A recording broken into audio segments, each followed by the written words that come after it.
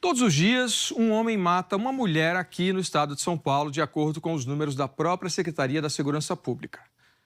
Ontem, a vítima foi Letícia Alves de Oliveira. Ela tinha apenas 26 anos e deixa duas filhas. E sabe por que ela foi morta? O ex-namorado não aceitava o fim da relação. O homem que matou uma mulher em Campos Altos, no Alto Paranaíba, porque ela se negou a dar um beijo nele, foi denunciado pelo Ministério Público por feminicídio e estupro. A violência contra a mulher fez mais uma vítima fatal no Recife. Uma jovem de 22 anos, mãe e estudante de medicina. O crime que aconteceu dentro de um condomínio no bairro da Imbiribeira teve um desfecho de violência extrema. Feminicídio seguido de suicídio. O Jornal Hoje traz agora mais um caso de feminicídio. O terceiro esta semana na Grande São Paulo. Um homem matou a ex-companheira dentro de uma joalheria onde ela trabalhava. Olha aqui, ó, caso de tentativa de feminicídio em São Gonçalo. Olha, uma jovem de 20 anos foi esfaqueada dentro de casa. O suspeito da agressão foi preso. Bom, agora a gente muda de assunto para, infelizmente, falar de mais um feminicídio na Grande São Paulo. A polícia procura pelo homem que matou a ex-mulher a tiros hoje em Guarulhos e ainda atirou em uma das filhas dela.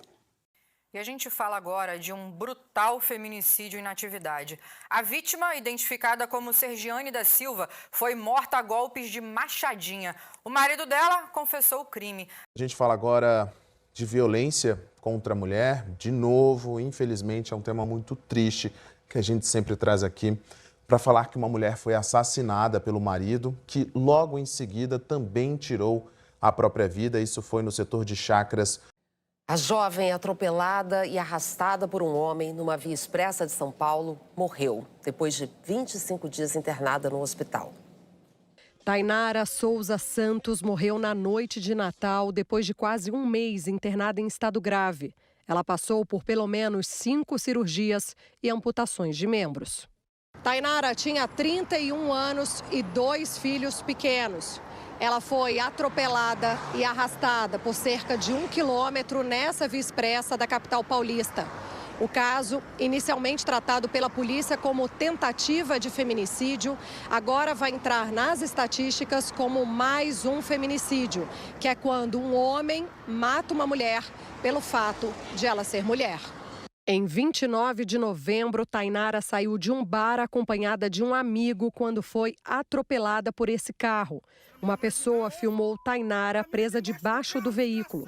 O motorista era Douglas Alves da Silva, de 26 anos. Ele está preso. Segundo a polícia, testemunhas contaram que Tainara e Douglas tiveram um relacionamento esporádico e que durou pouco, mas que ele não aceitava o fim da relação. Ainda de acordo com as testemunhas, na noite anterior ao crime, Douglas viu Tainara acompanhada de um homem e discutiu com os dois. Então, comecei o meu dia, acordei com o telefonema da minha filha, da Tatiana, falando: mãe, aconteceu alguma coisa, só que como estava cortando a ligação, aí não terminou de falar, eu pensei que era até com meu filho Luan. Aí levantei, sentei na cama, fiquei olhando pro celular e fiquei pensando, né? Será que aconteceu alguma coisa com o Luan, tal? Aí tá, aí resumindo, aí ligaram de novo minha filha. Aí falando: mãe, aconteceu alguma coisa com a Tainara que ela tá no hospital. Aí eu falei pra ela: mas a Tainara? Nunca aconteceu nada com a Tainara. Aí, mas assim mesmo eu vou lá. E desci, fui prender o cachorro, fui me ajeitar. E quando eu estava saindo no portão, eles ligaram, o vermelhinho. Mãe, a mãe da Tainara? Eu falei: sim, sou eu. Ela venha pra cá urgente. Porque a situação da Tainara é muito grave, a gente precisa da sua assinatura. Aí eu falei: não, tô indo aí. Aí corri, fui chegando lá. Tava aqueles monte de médico, tudo, aí me pegaram, me levaram pra sala e eu perguntando: cadê minha filha? Cadê minha filha? E vieram com aqueles papel para me assinar e eu: não vou assinar, assina, não assino. Aí o médico me pegou pelo braço, me sentou, ele falou: olha para mim, mãe. Eu olhei. Aí ele falou assim: assina esses papel que é para amputar a perna da sua filha. Aí eu falei: "O quê? Amputar a perna da minha filha?". Aí mesmo assim assinei tudo, aí fui ver ela. Na hora que ele abriu a porta, que eu vi aquela cena, ela com o lençolzinho em cima, mas tudo cheio de sangue, e eu falei com ela, né, falei assim: "A mãe tá aqui, filha, seja forte, a mãe tá aqui". Ela olhou assim pra mim com aquele olharzinho dela e balançou a cabecinha e subiram com ela. Até o momento eu só queria que ela ficasse bem. Eu não tinha entendido ainda o que foi que aconteceu, como foi, né, porque eu só vim saber mesmo que foi arrastada por ai, desculpa. Eu só fui entender mesmo depois que chegou os policial conversando comigo, perguntando se eu conhecia o rapaz que tinha feito isso com ela. Até então não sabia que foi o rapaz que tinha causado tudo isso, e eu não sabia que ela tinha sido arrastada por 1 quilômetro. Eu pensei que tinha sido um acidente de moto, eu não conhecia ele, nunca vi, e só fui ver pela foto depois, no outro dia, que os policial chegou perguntando se eu conhecia, mas até então nunca vi. Então a versão que ele falou, que jogou o carro para cima do amigo dela, mas que o rapaz pulou e foi e pegou ela. E como disse que ele falou que não conhecia ela, imagine se conhecesse, né, para fazer a barbaridade que ele fez. E e é isso, fez o que fez aí, arrastou minha filha por 1 quilômetro na marginal, deixou ela na situação que todo mundo viu aí, né, teve esses vídeos rolando que eu nunca vi, nem quero ver. A única coisa que eu vi dela foi que eu fui obrigada a ver, foi ela vindo com esse rapaz e ela falando: "Vou chamar como?". O celular descarregado, ela só ia embora para casa.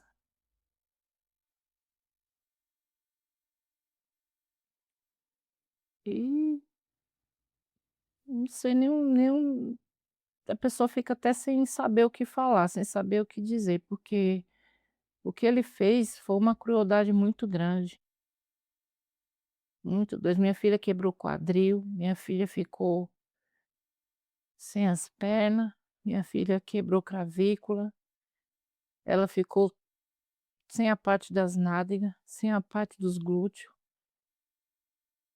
tudo exposto nas costas. E as cirurgias que ela passou não foi fácil. Os dias da Tainara na UTI foram os piores dias.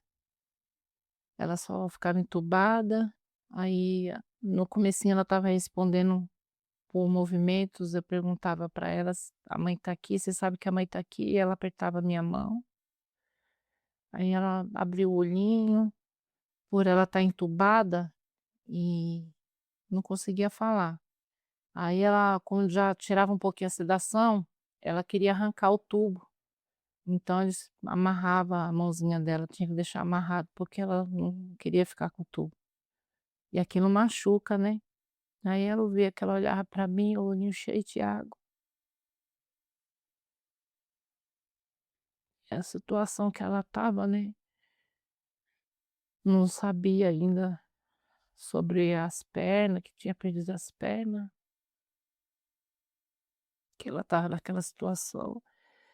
Mas esses últimos dias, do dia 22 até o dia 24, os médicos falou sentou com a gente e falou: "Olha, mãe, nós não tem mais o que fazer, a gente teve que fazer a última cirurgia, que foi a amputação da coxa, para poder retirar a pele para colocar no glúteo, mas faltou pele,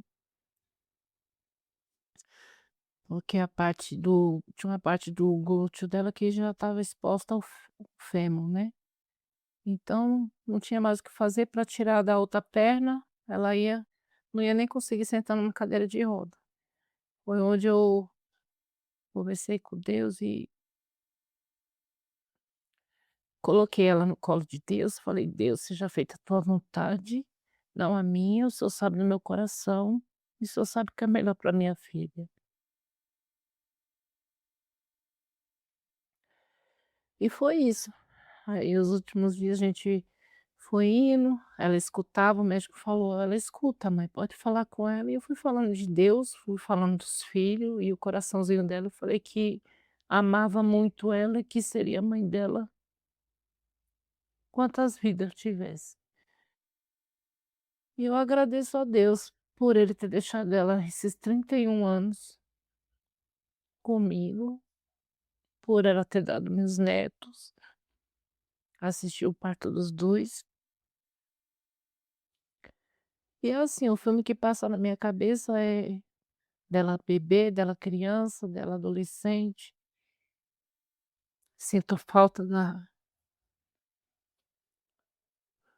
de chamar mãe, mãe eu te amo, e eu falar vamos mais ou vice-versa, Dia das Mães. Então é difícil, é difícil. Você deitar, dormir e quando acorda sua vida tá de cabeça para baixo. É realizado agora no Fórum de Suzano o júri do caso Isabelle Joana. A jovem de 20 anos foi assassinada pelo ex-namorado no ano passado. Ian Oliveira França, na época do crime, tinha 19 anos. Ele responde por feminicídio qualificado. O crime aconteceu no dia 5 de maio de 2025, aqui nessa rua, no Jardim Urupês, em Suzano. Isabelle foi surpreendida pelo ex-namorado. Ela foi esfaqueada por ele pelas costas. A faca atingiu a região da lombar. A jovem ainda foi socorrida ao Hospital e Maternidade de Suzano, mas não resistiu aos ferimentos. O assassino foi preso horas depois do crime. Ele confessou aos policiais militares ter matado a ex-namorada, mas alegou que estava sendo difamado por ela. Esse argumento dele não encontra respaldo no processo, não encontra prova no processo, né? Evidentemente que isso não aconteceu. Eles terminaram o relacionamento há 1 ano antes do crime e ele continuava perseguindo. As testemunhas no processo dizem que ele havia perseguindo ela, indo atrás dela. Então, esse argumento, infelizmente, essa postura de colocar a culpa na vítima é uma... né, é corriqueira e normal, né? Sempre esses homicidas, feminicidas, acabam impondo à vítima a responsabilidade pelo ilícito, né? Eles não assumem a culpa dele. Ele acaba confessando o crime, mas a confissão dele acaba trazendo essa versão defensiva, no sentido de que foi ela que provocou tudo isso. Ela conheceu ele na escola, ele já tinha essa obsessão por ela, ele já perseguia muito ela na escola, e ela nunca quis aceitar namorar com ele. Então, ela, por mais que eles tinham a mesma idade, né, dias de diferença, ela estava 1 ano na frente dele. Então ela foi para a faculdade e ele continuou no ensino médio. E aí ele conseguiu o telefone dela, mandou uma mensagem e começou a conversar com ela. E aí ela vai e me pergunta: "Mãe, lembra daquele menino que me perseguia, né?" Falei: "Lembro, filha." Ela falou: "Então, ele me pediu uma chance, o que que a senhora acha?" E aí eu pensei: bom, crente, filho único, né, menino estudioso, dá uma chance, filha. Eu acho que foi a pior coisa que eu acho que eu fiz na minha vida, foi isso. Foi falar para ela dar uma chance. Mas foi assim que eles começaram. A princípio, como todo início, né, flores, né, muito galanteador, muito, de dar presentes, ele dava muito presente para ela, muito galanteador, sabe, fazia a base romântica de achar florzinha e conseguir fazer aquela florzinha se transformar até num brochinho e trazer para ela, né. Então assim, ele era muito romântico, a coisa era muito bonita a princípio, até eu começar a desconfiar do comportamento, né, que ele começou a isolar mais ela da família, dos amigos, ele começou a mostrar o outro lado dele e eu comecei a perceber isso. Um comportamento mais dominador, mais possessivo, alguns momentos agressivo. E eu falava para ela: "Isabelle, mas cadê os seus amigos?", né, que ela tinha alguns amigos meninos e tinha bastante amigas, e eu percebi que ela começou a se afastar de todo mundo, ela não falava mais das amigas, ela não falava mais dos amigos, e aí eu percebi que a Isabelle começou a se afastar de todo mundo. E aí eu percebi que a Isabelle também começou a se isolar mais no quarto, quando ele estava aqui era só os 2 no quarto, só os 2, e ela começou a se afastar da família. E eu percebi que aquela menina alegre já começou a fechar mais o sorriso, o estilo de roupa dela começou a mudar, eu comecei a perceber que a Isabelle começou mudando em tudo, e tudo tinha que ter o Ian. Se o Ian não fosse, ela não podia ir, se o Ian não fosse, ela não podia estar, e se a gente saísse com ela, ela tinha que dar satisfação onde ela estava, e tinha que voltar logo para casa, porque senão ela falava: "Mãe, ele vai brigar, mãe, ele vai brigar". Que eu falava: "Isso não tá normal, Isabelle, isso tá errado, Isabelle". Mas, né, a menina no princípio ela demora para entender que isso não é cuidado, isso é posse. Ela não conseguia ter essa visão, quando nós comentávamos com ela, ela tinha a visão de cuidado. Ela achava que o que ele fazia, por mais que fosse, em excesso, era cuidado, porque talvez era isso que ele colocava na cabeça dela, que ele fazia aquilo não por excesso, mas por cuidado dela. E ela acreditava nisso. Os animais que ela cuidava, os animais que eram dela, começaram a morrer de forma muito misteriosa. Primeiro foi o porquinho da Índia que ela havia ganhado de um amigo, né, ele colocava o porquinho da Índia para dormir. E aí um dia ele põe o porquinho da Índia para dormir e no outro dia o porquinho da Índia acorda morto. Aí eu bom, não acordou, né, estava morto. E aí eu falei: "Espera aí, esse porquinho da Índia estava bom e agora morto, mas tá, a gente não pode julgar se a gente não tem provas". Aí depois ela tem o galo, que é a paixão dela, era tudo para ela. O galo, ele também colocava o galo para dormir. Ele pegava o galo e colocava o galo na casinha dele. E aí o galo foi adoecendo até que o galo também morre. Aí ele dá 2 passarinhos para ela, só que ela brincava muito com esses passarinhos e eu percebia que ele não gostava. Ele sempre ela estava com os passarinhos, ele mandava ela guardar, ela estava com os passarinhos, ele mandava ela guardar. Não deu outra. Logo os passarinhos amanheceram mortos também. E aí ela busca um gato, né, ela vê um gato jogado na rua e ela fica com muita dó do gato e ela traz esse gato para casa. E aí ele mata o gato pisando em cima, então aí não tinha mais como esconder. Aquilo que eu sempre tinha a suspeita, eu comentava, ela: "Imagina mãe, ele não ia fazer isso, imagina mãe Isabelle, esses animais não iam morrer de forma misteriosa. Sabe, esses animais estão saudáveis, não tinha como esses animais morrer Isabelle". Aí vem à tona, porque aí o gato, para ele se livrar do gato, porque eu não queria mais animal em casa, e eu falei: "Ian, por que que você deixou ela trazer, Ian? Eu não queria esses animais em casa", daí ele virou e falou: "Pode deixar, sogra, que eu vou dar jeito". E ele deu. Ele pisa no gato, né, e ela tá aqui na sala e ele tá no quarto, quando ela entra no quarto ela já vê, só era fezes, e o gato se arrastando. E aí ele fala para ela que ele precisava terminar o serviço para o animal não ficar sofrendo. Ele tinha que terminar o serviço para o animal não ficar sofrendo. E ele termina de matar o gato pisando. E aí, só mesmo quando ele pisa no gato, que ela vê a situação, é que ela cai em si. E 1 ano de término. Quando completa 1 ano, ele mata ela. Ele esperou 1 ano para matar ela. Isso ficou muito claro, foi premeditado. 1 ano que eu tinha que ela estudava na UMC, pegava o trem na estação de Suzano, pois eu fiquei mais de 1 semana levando ela na estação de Jundiapeba, para que ela não encontrasse com ele. Eu levava na faculdade, eu buscava ela na faculdade, não tinha paz, porque eu não confiava nele. Eu todos os dias, tanto eu, quanto meu esposo, quanto a minha mãe, tinha que estar perguntando para ela se ela estava vendo ele, e ela sempre dizia que ele ficava encarando ela nas estações, que ele ia para frente da porta da sala de aula para ficar vigiando ela. Depois nós soubemos que ele tinha ido no serviço, né, por 2 vezes ele esteve lá para perseguir ela. Então, assim, ele não deu paz para ela. Em 1 ano foi de perseguição com ela. Um menino mimado, egoísta, né, extremamente egoísta, que nunca ouviu não, e quando ele ouviu a primeira vez não, ele não aceitou. Ele não aceitou esse não.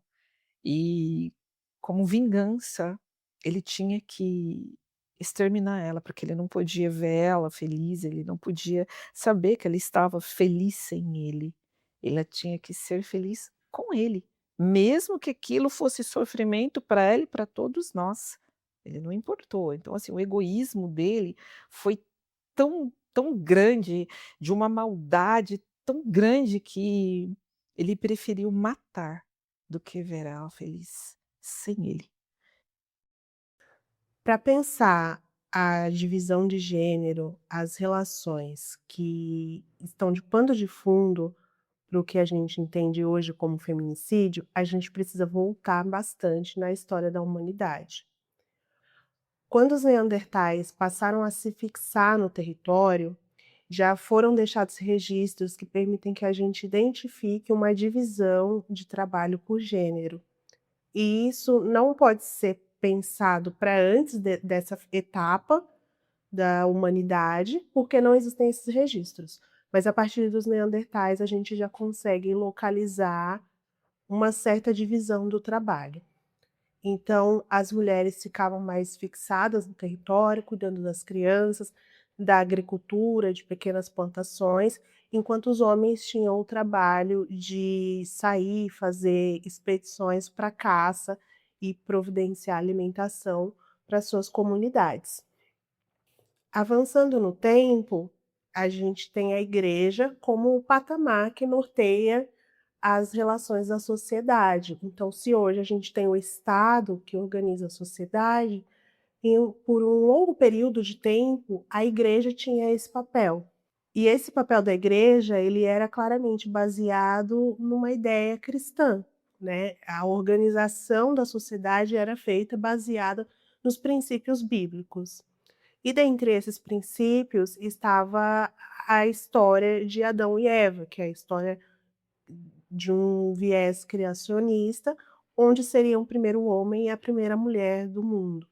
E essa relação, onde a gente pensa o Adão como o homem superior e a Eva como a mulher que veio da costela de Adão e que automaticamente seria submissa a ele, é uma relação que ela é transportada para a sociedade. A igreja prega essa relação como sendo a norma, a regra. As mulheres deviam ser submissas aos homens por terem vindo da costela de Adão. Junto a isso, entra a história do pecado original, quando Eva comeu o fruto proibido, e aí a partir daí eles foram banidos do paraíso. Essa ideia, ela é trazida de certa forma até hoje, porque a mulher é responsabilizada pela queda do homem. E essa responsabilização traz à tona um certo ódio pela mulher, um certo ódio que é nutrido por essa justificativa. Então, sob a justificativa de que a mulher teria levado o homem à perdição, que se hoje as pessoas não vivem num paraíso e estão dispostas a um certo sofrimento em vida, isso é culpa da Eva. E aí, seja de uma forma consciente ou não, isso ainda está por trás de muito ódio que se semeia contra as mulheres, mesmo que hoje a gente entenda que a igreja não tem mais esse papel central de organização da sociedade. É um discurso que ainda permeia as nossas decisões enquanto sociedade, os nossos pensamentos e os nossos comportamentos. Aí, avançando mais um pouquinho na história, a gente chega num período que a gente chama de positivista. A igreja vai perdendo força nesse domínio e vai entrando um Estado que na maioria das vezes é laico, ainda com uma influência da igreja em grande parte dos países, mas não é aquele domínio hegemônico. Quando a gente começa a olhar para a sociedade regida pelo Estado laico, a gente começa a ver já algumas diferenciações. Nesse período, a ciência começa a avançar muito, começa a se ter uma ideia de racionalização da vida, e aí a experiência de fé, de espiritualidade vai perdendo um pouco a força. Não se justifica mais por parte com relação a Eva e Adão, a questão da criação, mas passa a se justificar pela questão anatômica, pela questão biológica. Então, começa a se ter uma ideia de que a mulher ela é inferior ao homem biologicamente. E aí, a partir daí, se justificaria a dominação das mulheres pelos homens. Porque, a partir do momento que elas são mais fracas, elas precisam desse representante mais forte, que tome a frente, que domine e que as submeta. Ao mesmo tempo que a gente vê que essas mulheres estão sendo submetidas, a gente também vê resquícios de resistência dessas mulheres. Antes, no período da igreja, elas recorriam aos tribunais episcopais para buscar um suporte para tentar sair desses relacionamentos abusivos. Então, elas buscavam a anulação dos seus casamentos a partir dos tribunais da igreja. Quando o Estado já está estruturado de uma forma mais parecida com o que a gente conhece hoje, essas mulheres começam a buscar os tribunais de família, para buscar o divórcio, para tentar anular os casamentos. Isso demonstra uma força, né, dessas mulheres, uma capacidade de resistência, quando ainda nem se falava em feminismo, mas também tem um outro lado que mostra que nem sempre o Estado servia como apoio para essas mulheres, às vezes era um Estado conivente com a violência com que elas passavam. Então, por exemplo, há muitos casos de mulheres que iam buscar o divórcio no tribunal e eram submetidas a um exame de sanidade. E aí, a partir desse exame, era detectado pelos profissionais, pelos peritos, que essas mulheres estavam insanas, estavam loucas ou alienadas. E aí, a partir daí, elas eram internadas em hospícios, em manicômios, porque a ideia de uma mulher buscar sair de uma relação onde ela estava apenas cumprindo seu papel de obedecer e de servir, era como se essa mulher estivesse louca. Não poderia ser normal, entendido como normal, uma mulher querer sair dessa relação. Já na década de 60, 70 do século XX, começam a surgir os movimentos civis e dentre eles o feminismo, que é um feminismo mais próximo do que a gente conhece hoje em dia. Esses movimentos, eles eram organizados por mulheres de classe média alta, então grande parte dessas mulheres, em sua maioria, na verdade, eram brancas. Isso foi muito positivo, porque foi um movimento que pleiteava que as mulheres pudessem votar, que as mulheres pudessem trabalhar, mas também teve um lado não tão bom nesse início. Como eram mulheres de uma realidade muito específica, o que elas tinham de conhecimento, de acesso, era aquela realidade delas. Então esse movimento ele não era plural, ele não contemplava todas as realidades possíveis de mulheres. Não contemplava, por exemplo, a realidade das mulheres negras, não contemplava a realidade das mulheres pobres, das mulheres trabalhadoras, das mulheres trans. E aí esse movimento não contemplava o todo do que era ser mulher na sociedade, porque ser mulher branca de classe média alta tinha uma certa demanda, mas ser uma mulher preta, uma mulher trans, uma mulher pobre, trazia umas outras necessidades que precisavam vir para o debate e que também significariam a emancipação da mulher.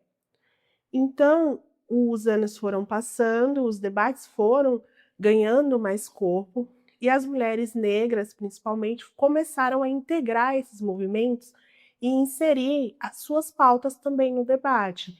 Então, enquanto as mulheres brancas queriam poder ter o direito a trabalhar como os homens, as mulheres negras queriam ter o direito a poder do descanso, O direito ao descanso era pleiteado pelas mulheres negras que já estavam nas ruas trabalhando desde a época da escravidão. E aí a união dessas pautas foi enriquecendo o debate.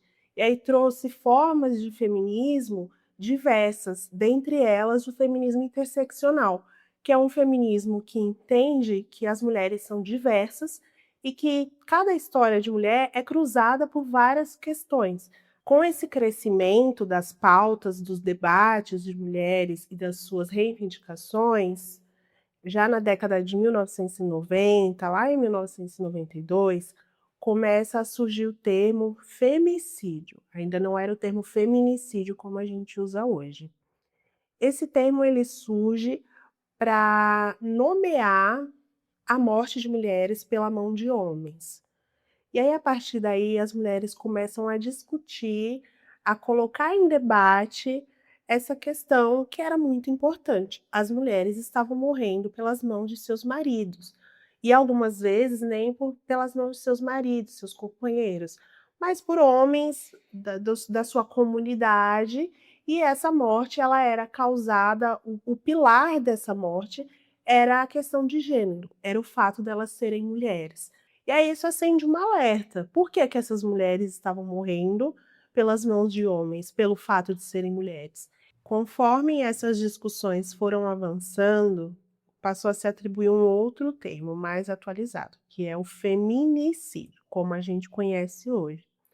No contexto brasileiro, a gente tem uma certa demora no reconhecimento do feminicídio como um crime, na morte da mulher por ser mulher, considerada na hora de fazer um julgamento, de fazer uma condenação.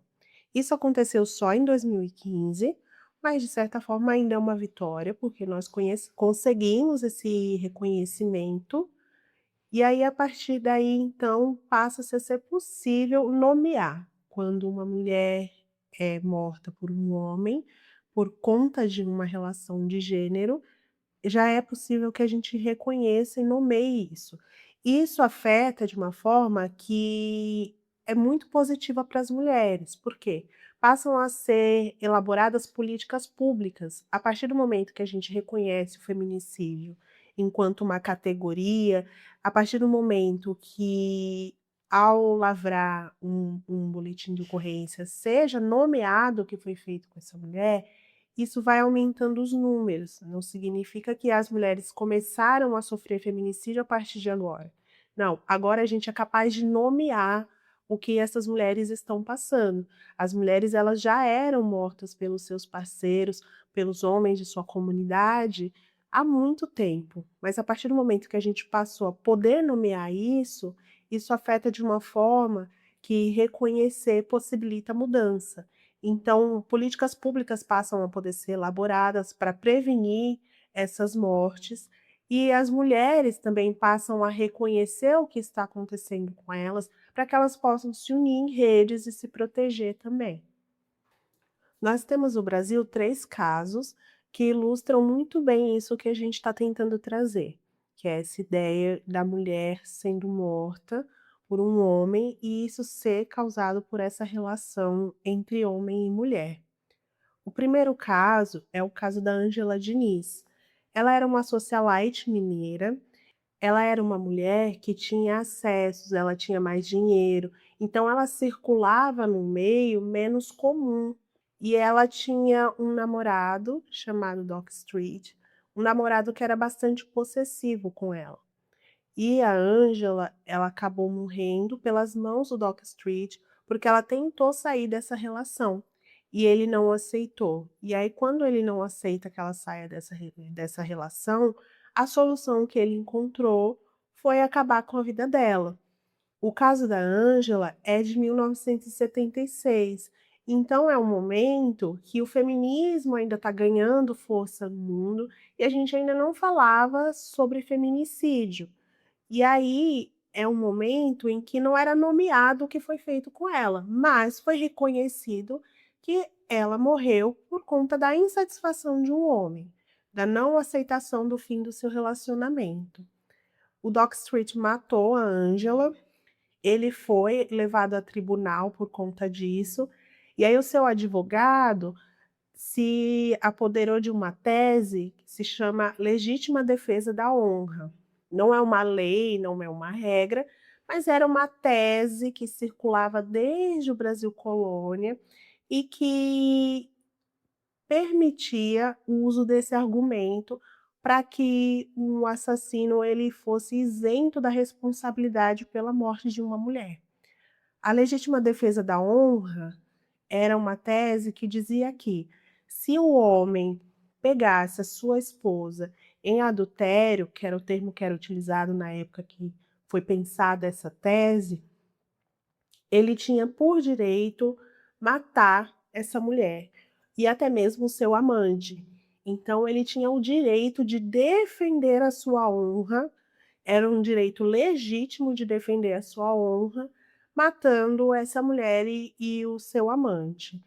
No caso do Dock Street, o advogado usou dessa tese para dizer que a Ângela era uma mulher promíscua, porque ela era uma mulher mais livre, ela usava as roupas que ela queria, ela circulava nos meios onde ela queria, então isso afetava a honra do Dock Street.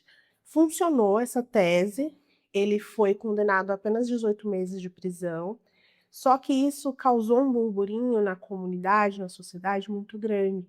As mulheres, naquele momento em que o feminismo estava crescendo no mundo, já estavam sendo capazes de se posicionar, de ir às ruas, de defender os seus direitos.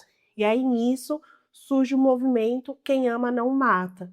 A partir desse lema, as mulheres iam às ruas defender que quem ama não mata. As mulheres não deveriam ser mortas por pessoas, por homens que diziam amá-las só porque elas desagradavam certos pensamentos deles. E aí, a partir desse movimento, dessa pressão popular feminina, o caso do Dock Street foi revisto. E aí ele passou para um novo julgamento, e a partir desse novo julgamento, ele teve uma condenação que foi considerada mais justa. O segundo caso é o caso da Maria da Penha, que aconteceu em 1983. Esse caso é um pouco mais conhecido, até hoje a gente ainda ouve falar em Maria da Penha. Ela era uma farmacêutica e ela era casada com um homem que foi violento com ela. Enquanto ela dormia, ele atirou nela pelas costas. E isso acabou fazendo com que ela perdesse os movimentos e ficasse paraplégica. E aí, já não bastasse essa violência, alguns meses depois ele tentou eletrocutá-la no banho. E aí isso acendeu um alerta de que algo estava errado nessa relação. Se ela se mantivesse nessa relação, ela poderia vir a morrer. E o pior poderia acontecer com ela, que seria perder a própria vida. Então ela começou um processo de luta por justiça, de luta por reconhecimento dessa violência que ela tinha passado.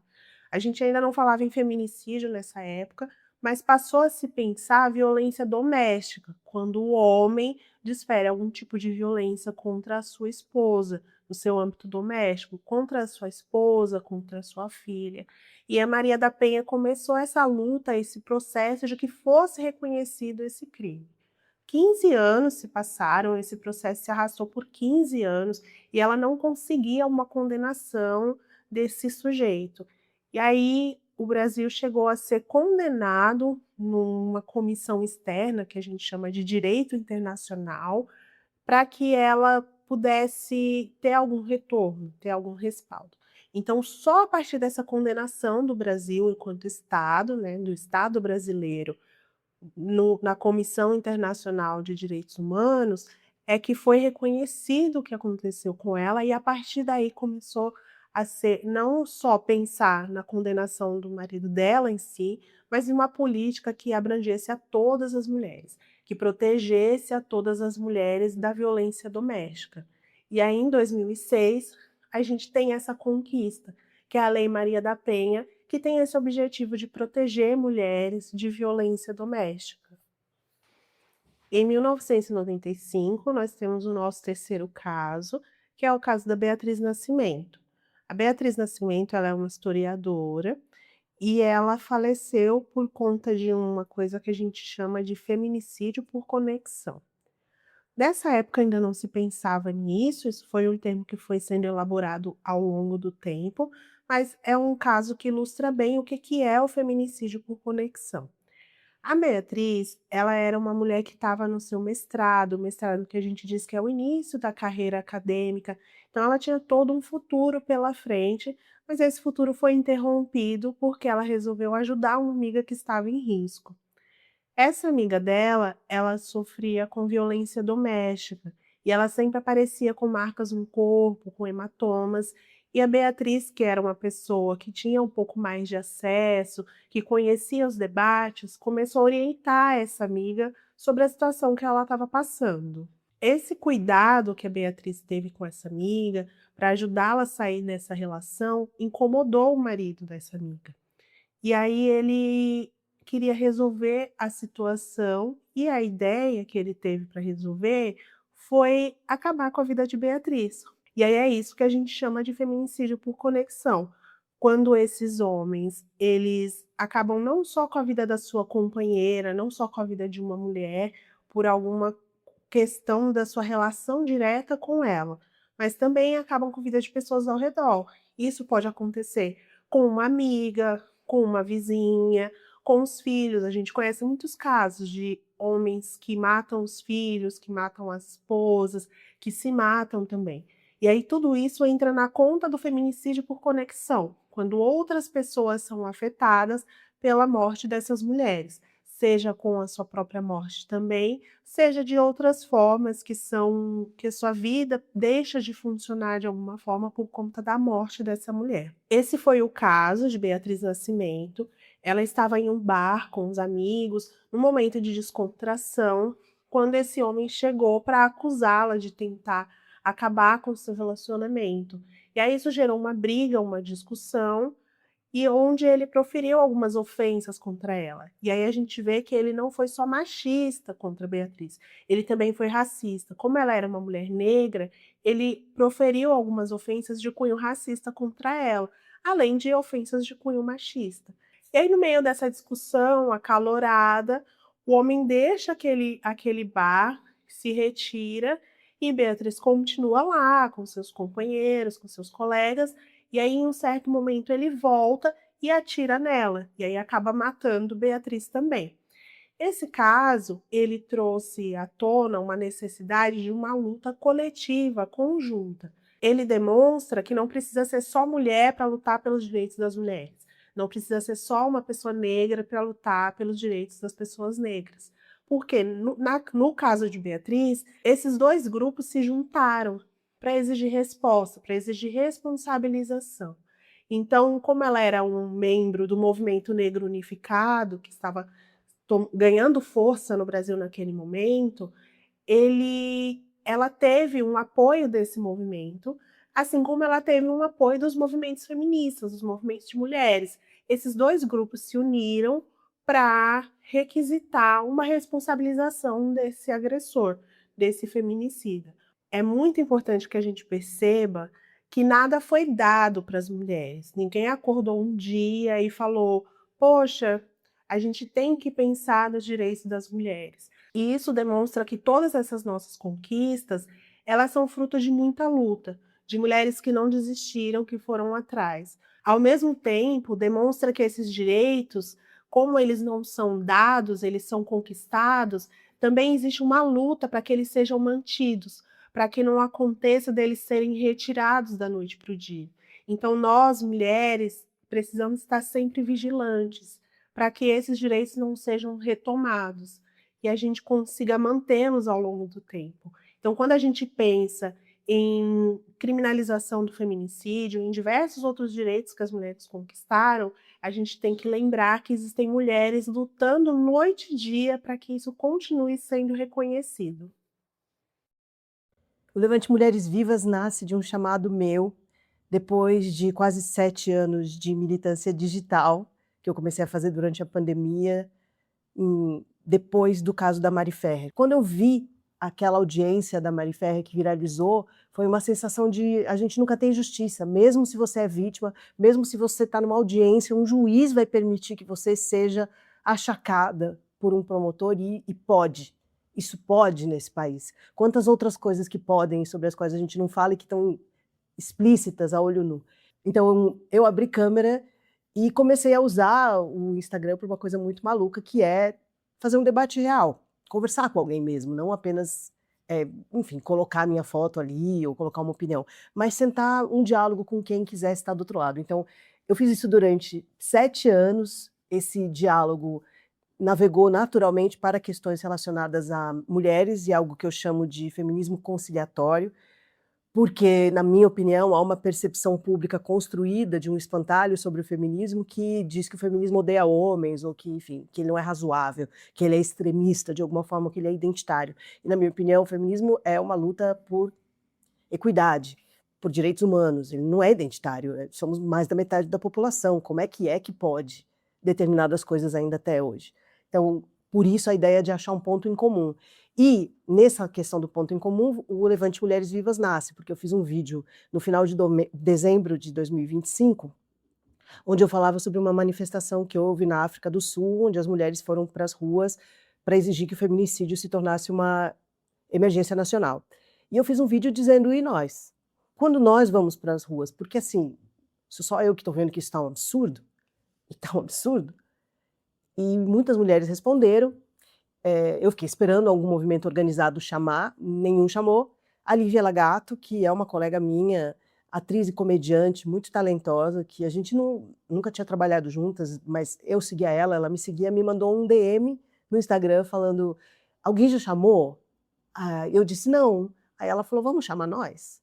E aí eu e ela fizemos um link de um Zoom que a gente colou num story do Instagram para o mesmo dia, falando, olha, hoje, se você não aguentar mais, se você quiser ir para as ruas para falar contra a epidemia de feminicídio que o Brasil vive, entra nesse Zoom.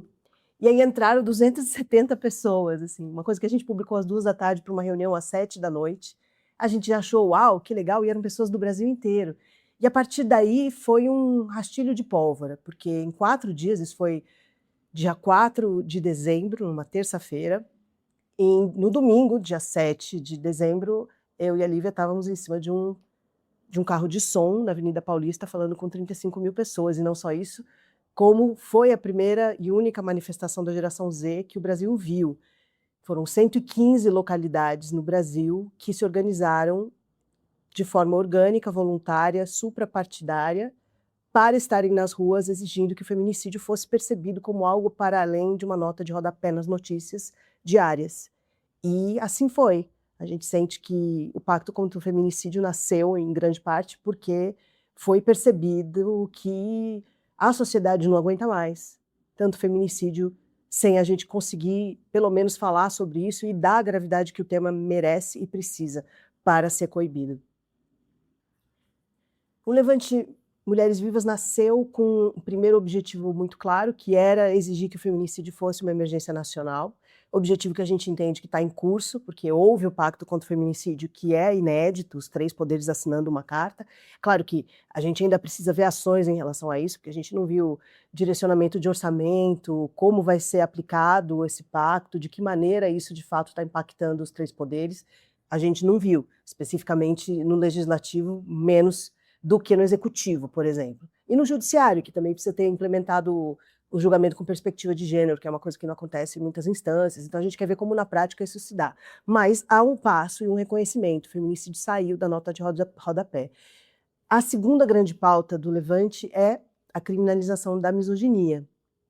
Então a ideia da criminalização da misoginia para a gente é algo que consegue coibir o discurso de ódio monetizado, que hoje em dia o algoritmo entrega para meninos a partir de 10 anos e que radicaliza adolescentes para cometerem estupro coletivo, para doparem meninas, mentorias de como você dopa uma menina para você conseguir violá-la. Quer dizer, como que isso pode? Não tem proteção para mulheres nesse espaço.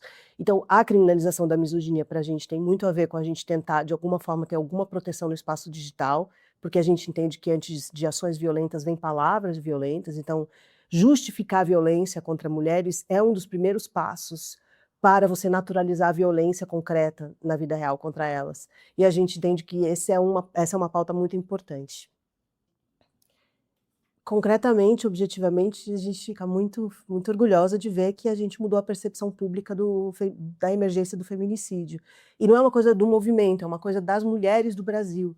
A sociedade civil, as mulheres do Brasil disseram: a gente precisa que os políticos olhem para isso. E isso me emociona muito. Não só isso, como a gente viu várias outras leis desde a emergência do Levante ganhando espaço. Então, a gente teve leis sancionadas com muita brevidade, por exemplo, sobre o vicaricídio, que foi incluído na Lei Maria da Penha. A gente tem leis que aumentam a pena para quem cometer crimes de violência sexual contra crianças e adolescentes. A gente tem várias ações que mostraram que quando as mulheres se organizaram e mostraram quem elas são, quem está no poder percebeu. E a gente entende que isso é importante para a gente tirar do espectro, digamos, de um campo político só, a luta pela vida das mulheres, porque a gente entende que a luta pela vida das mulheres, ela não pertence a um lado ou outro do espectro político, é uma luta da sociedade pela proteção de quem protege os vulneráveis. Que as mulheres que cuidam das crianças, que cuidam dos idosos, que cuidam dos PCDs, quando uma mulher dessa morre por feminicídio, muitas vezes ela deixa filhos órfãos. Então, cuidar de mulheres é cuidar de famílias. Cuidar de mulheres é cuidar de vulneráveis. Cuidar de mulheres é cuidar de crianças. Então, quem ama a família protege mulheres. E, incrivelmente, no Brasil, isso não ficou uma unanimidade até agora, mas a gente está vendo que as mulheres de todos os espectros políticos esperam que isso seja uma unanimidade. E a gente torce para que a gente consiga ter mostrado e continuar mostrando isso para todos os políticos, para que eles entendam que nós merecemos essa equidade, essa dignidade e essa proteção. Ó, a Tainara, ela gostava de curtir muito os filhos dela, quando estava com ela. E final de semana, a semana era das crianças e o final de semana era ela. Mas na semana às vezes ela fazia videozinho com as crianças, com o Enzo, com a Kel, e mandava para mim, ela com a Kel dançando, né? Lógico que eles iam para a escola também. E assim ela ficava me ligando, ou então ficava lá com as colegas, gostava de dançar, fazer os vídeos dela, quando não estava trabalhando. E comer, gostava muito de comer. E beber muita água, ela bebia muita água. E às vezes ficava mandando mensagem, me ligava: "Não vai atender não, dona Lúcia?". Mas ela gostava muito de curtir a casa dela. Deixava tudo arrumadinho, aí mandava foto. E também gostava muito de arrumar o cabelo. Tanto dela como da Kel, fazia vários penteados no da Kel. Esse era o dia a dia dela, né. Nunca todos os dias falava comigo, com a irmã. E tá fazendo muita falta, minha nega.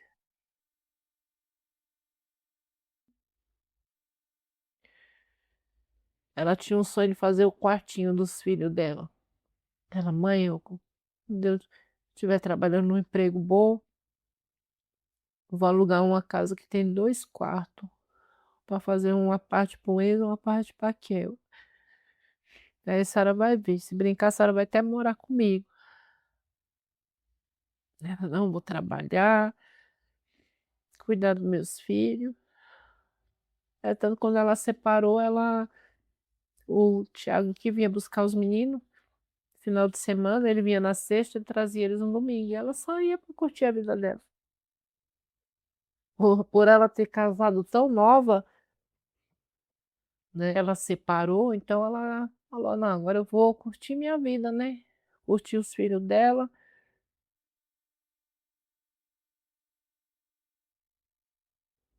Ai, acabou com o sonho dela. Um indivíduo desse não aguenta levar um "não". É a lembrança que eu vou ter dela, sempre os momentos bons, né. Gostava muito de dançar, como ela gostava de dançar, desde pequenininha. Sinto falta das brincadeiras dela, sinto falta dela: "Mãe, me manda um pix aí para me comprar uma coca". Aí eu deixo de coisa, quero beber coca, ela: "Mas eu te amo, viu". É uma lembrança que vai ficar. Primeiro dia que ela me chamou de mãe, primeiros passinhos, primeiro dia que quebrou o braço, que eu fiquei doida, corri ela pro hospital. E o defeito não, que ela gostava de chupar dedo. 31 anos chupando o dedo, ela já foi gerada chupando o dedo. Então vira e mexe, às vezes ela estava assim, parada, aí do nada ela chupava o dedo, enrolava o cabelinho e ficava. Aí quando eu olhava para ela, ela tirava. Até no meio das colegas. E é isso, a alegria dela. Não deixava ninguém quieto, até a vizinhança lá de manhã, o pessoal fala, ela descia as escadas correndo, acorda, povo, acorda, estão na área, vamos levantar. Então era aquela alegria pura. Vou lembrar sempre da minha filha desse jeito. O que é isso? No dia que aconteceu tudo isso, praticamente eu não vi Isabelle. Isabelle acordou cedo, atrasada como sempre. Ela subiu, começou a se arrumar e de longe eu ouvi a voz dela, sabe? Tô atrasada, mãe. E aí eu falei só pra ela, filha, vai com Deus. E ela desceu correndo. Depois ela me mandou uma mensagem entre 11 e 11h30, dizendo que ela não estava se sentindo muito bem. E eu aconselhei ela para ter paciência, ter calma, que o dia estava bem estressante com relação aos animais, muito animal para ela atender. E aí depois eu não falei mais com ela. E aí a minha mãe tinha uma consulta às 5h30 da tarde. E aí quando eu acordei, que naquele dia eu não tinha ido trabalhar, que eu não estava bem, quando eu acordei, eu falei para minha mãe, cadê a Isabelle? Ela já chegou e já foi para aula de pilates. Então, eu não vi a Isabelle naquele dia. Eu fui direto para o hospital. E quando eu chego no hospital, eles não deixaram entrar. Foi uma outra vizinha aqui, que é a enfermeira, que conseguiu acesso para entrar. E eles ainda enrolaram bastante para me falar, para me darem a notícia. E quando eles me deram a notícia, eles já deram a notícia do óbito. Eu não consegui me despedir da minha filha.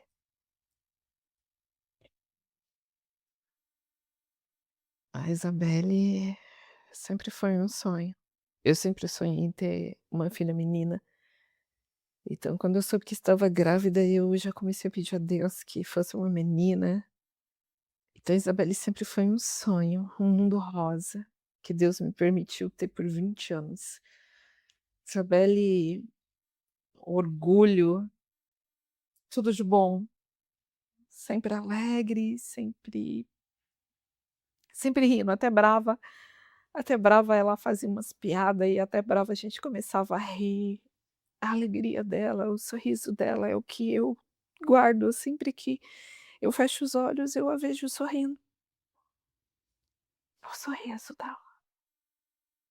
Defeitos todos nós temos, mas eu só consigo olhar para minha filha como aquela filha amiga, aquela filha companheira, que sabia dar conselhos, que sabia sorrir, mesmo que o dia não estivesse bom.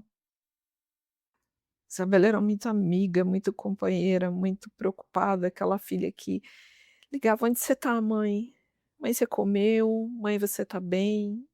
Era a filha que quando eu tinha algum problema, eu conversava com ela, ela me dava conselho: "Não faz isso, mãe.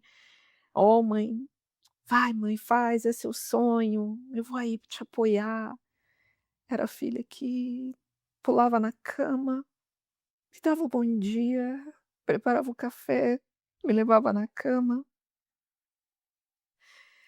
Eu sinto muita falta de tudo isso. A Isabelle, ela sonhava que a gente pudesse chegar na Disney, que nós pudéssemos chegar na Itália. A gente estava até vendo já passaportes para a gente ganhar os céus e ganhar outros países. Era o sonho dela. E nós estávamos vendo também a questão, quando ela se formasse, nós pudéssemos montar uma clínica. Então, ela ia se formar esse ano em medicina veterinária. Nós iríamos dar o início para uma clínica. Eu estava fazendo medicina integrativa para trabalhar junto com ela e termos aí uma clínica. Era o sonho. Comer. Ela gostava de comer. Meu Deus. Pense numa criança que se tornou uma moça e apaixonada por doces, apaixonada por mãe, o que tem para comer? Mãe, vai inventar um docinho. Mãe, traz um docinho para mim. Ela era apaixonada pelas coisas boas da vida. Mas comer era ela.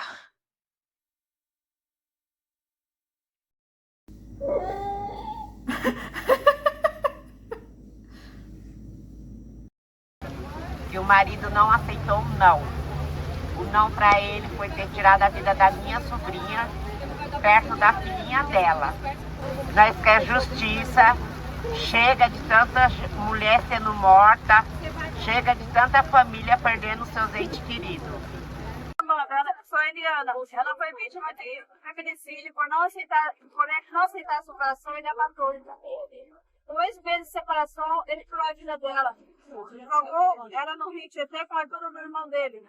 Foram 10 dias para achar o corpo dela. Eu agradeço a Deus muito por eu ter tido ela por 31 anos na minha vida. Porque ela está comigo por 31 anos na minha vida.